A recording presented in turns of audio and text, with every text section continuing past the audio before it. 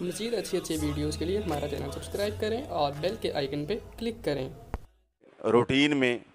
ہم نماز پڑھ رہے ہوتے ہیں، اگر نماز کو ہم باقاعدہ اس کے ظاہری باطنی آداب کے ساتھ اور مسائل کی روشنی میں پڑھیں تو نماز میں خشوع و خضوع میں بھی اضافہ ہوتا ہے اور ثواب میں بھی اضافہ ہوتا ہے۔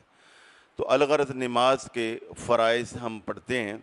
اور نماز کے فرائض سے مراد یعنی نماز کے اندر وہ امور کہ جن کا بجا لانا ضروری ہے، جن کا ادا کرنا لازمی ہے، کہ نماز میں جو کام کرنے والا لازمی ہے اگر وہ نہ کیا جائے یا نماز میں جان بوجھ کے اس کو چھوڑ دیا جائے یا بھولنے سے رہ جائے تو نماز نہیں ہوتی، یا اس امر کو، اس رکن کو ادائیگی میں تقدیم یا تاخیر ہو جائے، یعنی بندہ جہاں اس کو ادا کرنا تھا اس سے پہلے ادا کیا جائے یا اس میں تھوڑی لیٹ کر دیا جائے، تو ایسی صورت میں سجدہ صاحب جو ہے وہ ادا کرنا ہوتا ہے۔ تو نماز کے 7 فرائض ہیں، اس کو یاد رکھنا، وہ ہفتے کے 7 دن ہیں، اسی طرح نماز کے اندر جو فرائض ہیں وہ بھی 7 ہیں۔ سب سے پہلے نیت کرنا۔ نیت جو ہے یہ دل کے ارادے کا نام ہے، اور ظاہر ہے کہ جب بندہ نماز کے لیے آتا ہے اس کی نیت ہوتی، مگر مزید اگر خیال کرے کہ میں کون سے وقت کی نماز پڑھ رہا ہوں تو یہ نیت ہے۔ تکبیر تحریمہ کہنا، یعنی یہ جو شروع میں اللہ اکبر کہتے ہیں، یہ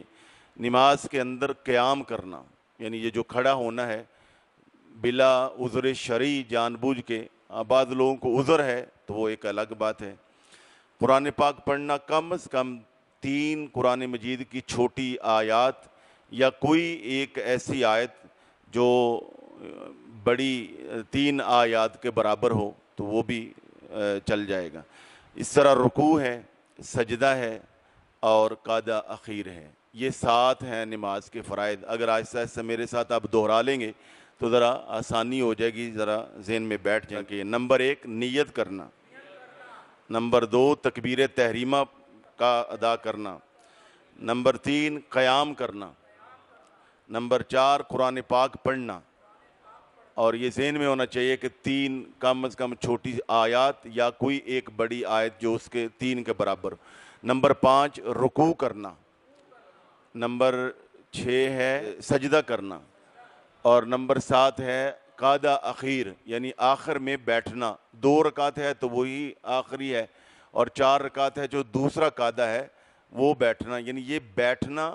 اس طریقے سے یہ فرق